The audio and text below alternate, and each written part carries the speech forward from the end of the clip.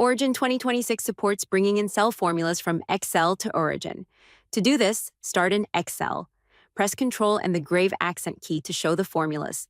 In this example, the formulas in columns E and F are based on data in column D. Select the range and copy it.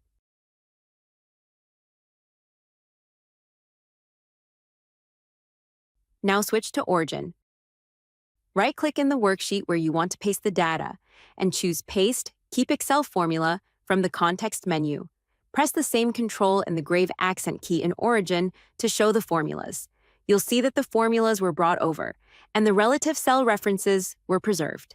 Next, you can set the first row as the column long name to better label the columns. Click the edge of the worksheet to auto-resize all column widths. Then press Ctrl and the grave accent key once more to return to the calculated values. Now you can continue your calculations, create publication quality graphs, and perform advanced analysis all in one environment. Hope this helps. Thanks for watching.